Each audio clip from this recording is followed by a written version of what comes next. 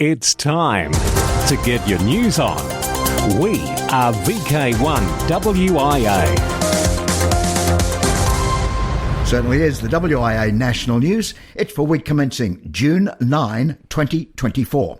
And this week, as long-time listeners, maybe not first-time callers would be aware, we don't normally acknowledge silent keys in the WIA National News, feeling it best suited to local area newscasts, unless that ham is well known across the spectrum.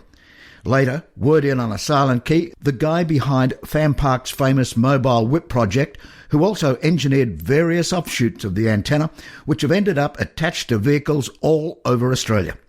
We'll also hear from WIA directors Stephen Green, VK2TSG, and Peter, VK4EA, plus Felix, VK4FUQ, will have the WIA VHF-UHF Field Day Manager, along with the last word before this year's winter contest. Now, no more waiting, as there's much more in this edition of news from your Wireless Institute of Australia. I'm Editor Graham, VK4BB. Hello, this is Stephen Green, VK2TSG, one of your national WIA directors. It has now been a few weeks since the AGM and conference, but one of the main things I took away from the events of the weekend was the wonderful work of volunteers from the Bundaberg Club and related teams, which is echoed in amateur radio clubs, societies, associations, and our state bodies across the country. To all radio volunteers, we at the WIA say thank you. Your efforts are appreciated and help build amateur radio across the country. In saying this, we also need to start looking at recruiting more people to amateur radio, and particularly roles within clubs and groups. This includes taking on understudies and looking at succession planning. Up-and-coming club members need to build experience and confidence, and this can only be gained through partaking in projects, planning and committees. With the average age of amateurs increasing all the time, it's only through such action that we'll have the numbers and experienced team members to maintain club activities and services, which is, of course, important to our future as a hobby and a service.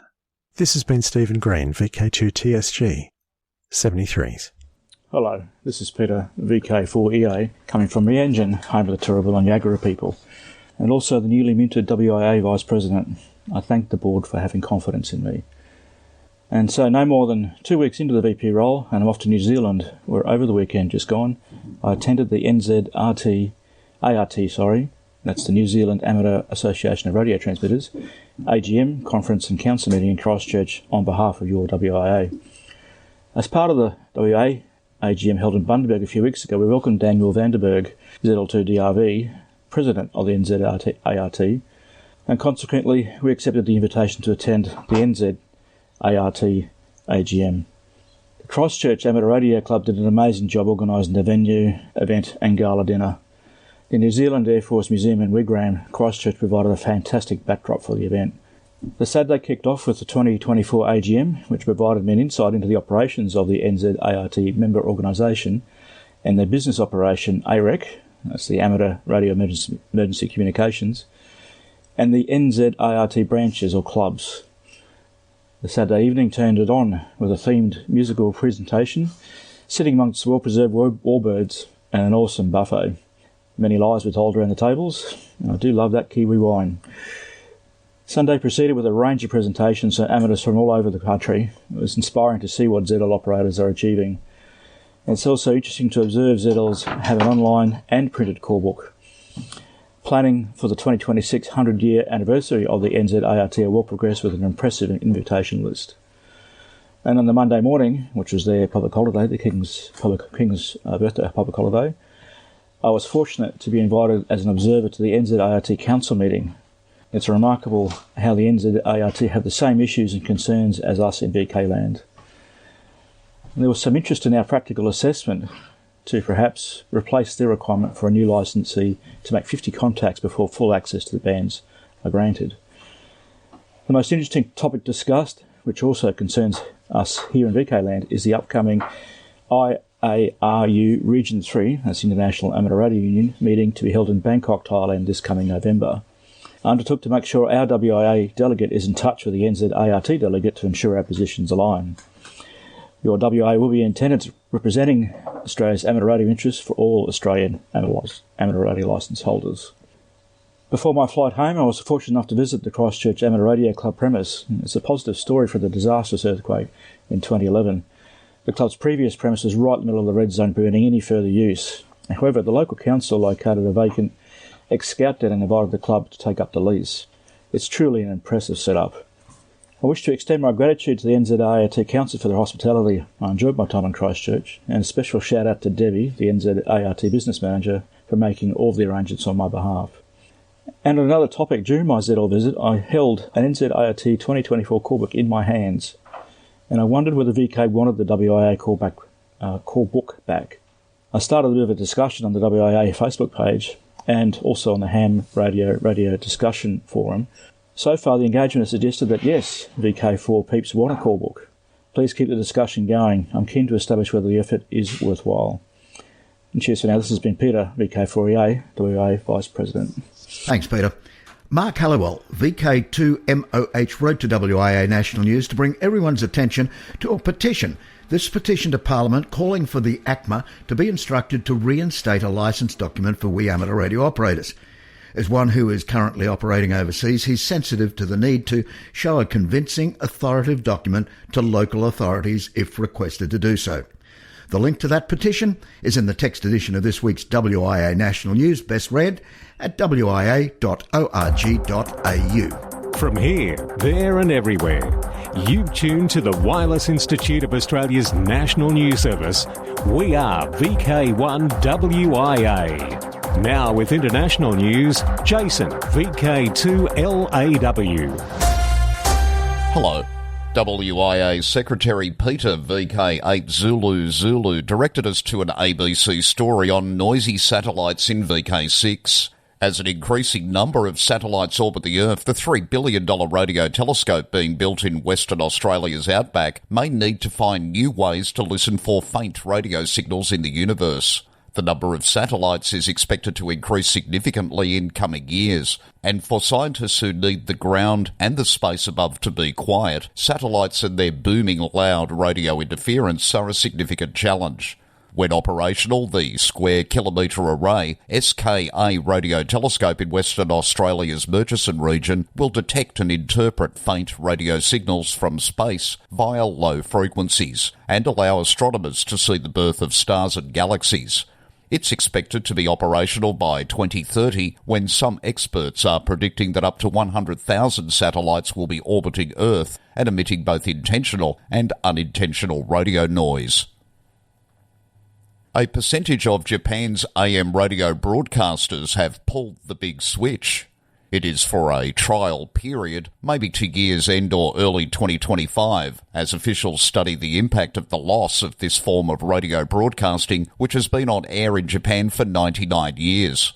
34 of Japan's AMers have gone silent, and the trial closure is being conducted so that the Ministry of Internal Affairs and Communications can evaluate the impact of the suspensions. Main reason cited, cost of AM infrastructure over FM. Back in June of 2021, 41 of a total of just 47 said they would close or convert to FM, TV or the World Wide Web. South Africa takes first steps to WRC 27. Every 3 to 4 years, the International Telecommunications Union, ITU, holds a World Radio Conference, commonly referred to as WRC, to manage the radio spectrum and review where new technologies fit in. The last WRC was in October and November last year, and the next one will be in 2027, WRC 27. On the 27th of May, the WRC 27 MPWG met in Pretoria. The SARL was represented by Brian Jacobs, Zulu Sierra 6 Yankee Zulu, and Hans van der Gronendahl, Zulu Sierra 6 Alpha Kilo Victor. On the WRC agenda, there are several items of interest to secure the future of amateur radio and developments not only in their region too, but internationally. To better understand the impacts of the geomagnetic storm on the US communications sector, the Federal Communication Commission's Public Safety and Homeland Security Bureau is requesting information from communications service providers and the public regarding disruptions in communications between May 7 and 11, 2024, that it believes to be a result of the storm. This disturbance resulted in the disruption of voice and data communications passed over HF frequencies. Ham Radio 2024 will take place in Friedrichshafen, Germany, as Europe's largest amateur radio exhibition and trade fair. This year's theme is 60 Years of Islands on the Air. Technology meets adventure. As one of the largest amateur radio exhibitions in the world, alongside the Datum Hamvention USA and Ham Fair in Tokyo, Japan, Ham Radio attracts exhibitors and visitors from more than 50 countries all around the world to Friedrichshafen. A special feature is the combination of commercial exhibitors, worldwide networked associations, and Europe's largest radio flea market with over 300 participants from 25 countries. The International Amateur Radio Union Region 1 is inviting hams to come up with a game-changing idea which increases awareness of amateur radio. But be aware, the challenge is open only to any country member of International Telecommunication Union Region 1. Microsoft will invest 33.7 billion kroner, 4.8 billion Australian dollars, over 2 years in artificial intelligence infrastructure in Sweden. They will train some 250,000 people by 2027 to boost AI knowledge and competence and also increase capacity at its 3 data centres in the country. Microsoft in recent months has announced similar AI investments in other countries, including in France, where it vowed to invest €4 billion, Japan, where it announced a $2.9 billion AI push, and in Indonesia and Malaysia. A USA engineer who developed a composite material to increase antenna efficiency is suing his former employer, which had once widely praised his patented creation as a breakthrough. The design by Christopher Fuller, Kilo Delta Zero, Whiskey Mike uniform, facilitates speedier charging of electric vehicles through the use of considerably smaller antennas. His antenna design delivers the needed power as electromagnetic energy over long distances and without loss. Acknowledging that his antenna design also held the potential to power military weapons from a distance, Christopher asked the US State Department last year to scrutinise Honeywell's plan to market the technology to overseas commercial customers. According to a Star Tribune news story, the engineer worried that Honeywell was potentially overstepping the federal restrictions on exporting US military technology. For VK1WIA National News, in Sydney, I'm Jason, VK2LAW. We are VK1WIA. Now, operational news with VK4FUQ. Felix. Hello there. Now Contest-wise 2024. On now is the VK Shires Contest, June 8 to 9, starts 0000 hours UTC Saturday until 23:59 hours Sunday. All HF bands all the way from 10 to 160 metres, SSB and CW only. Also on this weekend, June 9, but only CW, is the New Zealand Straight Key Night Winter Edition. 0800 hours to 0900 hours UTC on 80 metres. JARLs All Asia CW.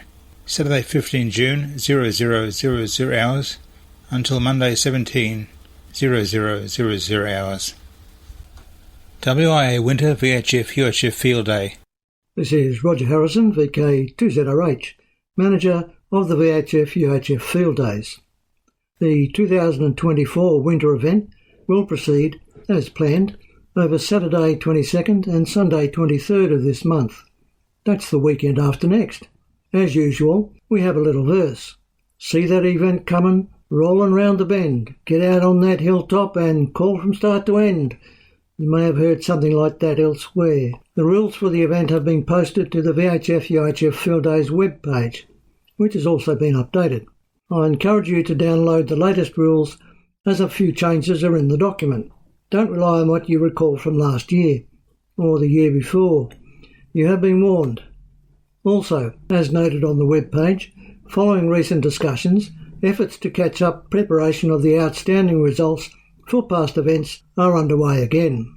So, get your gear together for the 2024 Winter VHF UHF Field Day and enjoy it. This is Roger Harrison, VK2ZRH, for VK1WIA News.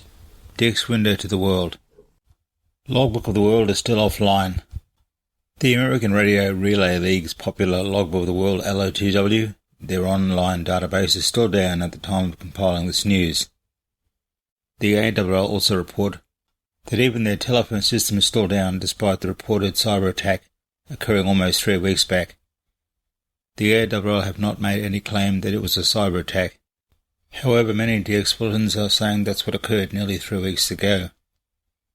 CQ Magazine's former publisher, Dick Ross, K2MGA, who recently became a silent key, has been inducted into 3 CQ Halls of Fame: the Amateur Radio Hall of Fame, the DX Hall of Fame, and the Contest Hall of Fame.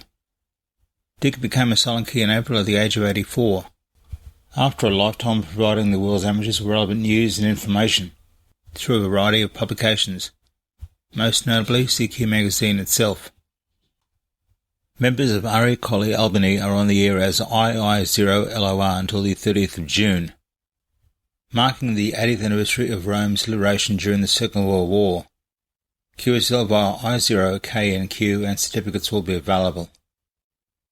Niger. Elvira is active calling 5U5K now until the 20th of June, using SSB, RTTY and other digital modes, and sometimes CW on all bands 160 to 6 meters. Francesco, IK0XBX is her pilot station.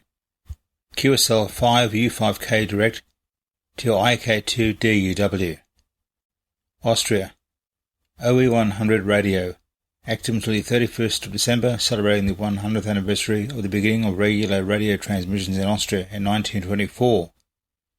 The station has been heard recently on the 40-metre band using CW. QSL via the Bureau. For VK1WIA National News, I'm Felix, VK4FUQ Inningham. From here, there and everywhere, you've tuned to the Wireless Institute of Australia's National News Service.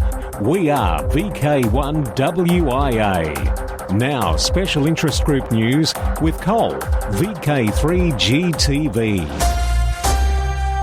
Hello, first up it's Worldwide Special Interest Group's Final Frontier. Blue Origin resumed crewed space flights on May 19 after a nearly 2-year hiatus following a rocket mishap in 2022, which left Virgin Galactic as the sole operator in the suborbital tourism market.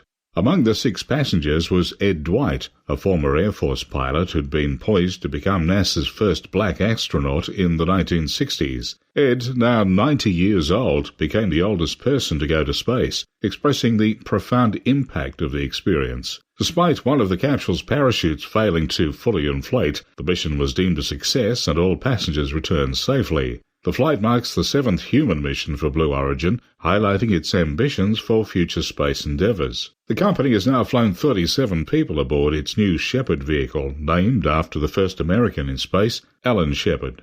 Voyager 1 has resumed transmitting scientific data from 2 of its 4 operational instruments after a computer issue arose in November 2023. The mission team is working on recalibrating the remaining 2 instruments, with plans to complete this in the coming weeks. This progress follows a 5-month troubleshooting effort during which the spacecraft began sending back usable engineering data. Mid-last month, commands were successfully sent to the 46-year-old spacecraft, located over 15 billion, yes, billion, miles from Earth, enabling it to resume sending scientific data. The plasma wave subsystem and magnetometer are now operational, while efforts continue on the cosmic ray subsystem and low-energy charged particle instruments.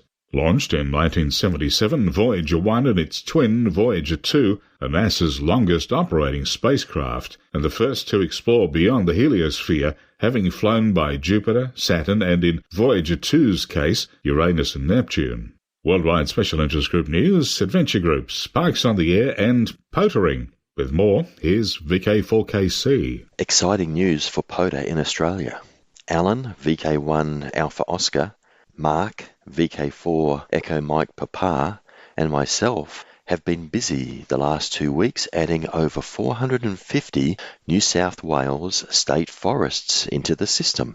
This brings our total number of parks in Australia to 8,082. Also of special note, a recent park addition in Darwin, East Point Reserve. This park has major historical significance as the area provided the last major fortress built on Australian soil and a reminder of Australia's only battleground. POTA in Australia has also experienced significant growth in the number of activations, with over 900 just in the first 5 months of 2024. Thank you, activators and hunters. This is Marty, VK4 Kilo Charlie, on the sunny coast. POTA on. Thanks, Marty. Next up, it's Worldwide Special Interest Group's Digital APRS Thursday. Every Thursday, a global net called APRS Thursday takes place using Automatic Packet Reporting System, APRS, for 24 hours. It's a network we licensed amateur radio operators who share messages and position packets through radio and internet. For any operators, both old and new, it's a great opportunity to explore the APRS mode and make contacts with other stations joining the net. Up to 500 operators take part in the net each week. Further information may be found at aprsph.net. Worldwide Special Interest Groups, Internet, the HAMS domain. A wiki for open source in amateur radio.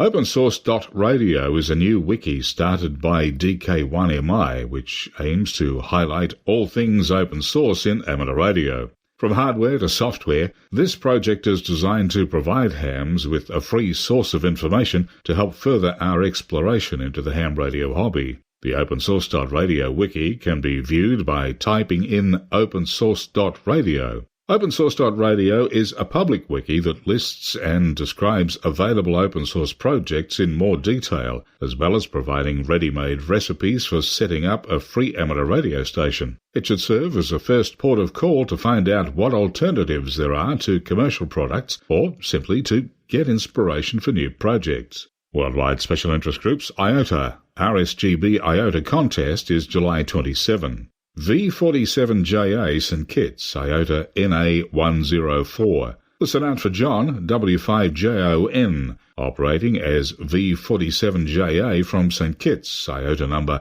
NA104 until the 13th of June using both SSB and FT8 on the HF bands and 6 metres. VP6DF Pitcairn Island IOTA OC044. Dave is operating on Pitcairn Island, IOTA number OC044, using call sign VP6DF until Monday the 10th of June, operating mainly CW on 40 through 10 metres, but also listen for him on 160 and 80 metres, QSL via N2ZN and LOTW. Now it's over to Alan, VK2COD, with the latest YOTA news. Thank you, Cole. I am Alan, VK2COD, sitting in for a flu-stricken VK2MB. Radio Club kids at Dresden Elementary Amateur Radio Station, KDANOM, are excited to use their new Get on the Air or GOTA stations.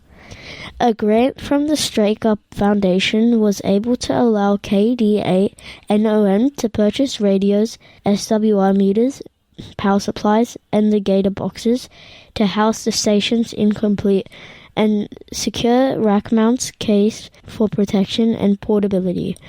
The HF and VHF radios, one being an ICOM IC7300, are perfect radios for these wonderful young hams to get on the air, and they will give them a great experience on our hobby and help them communicate with others across the globe.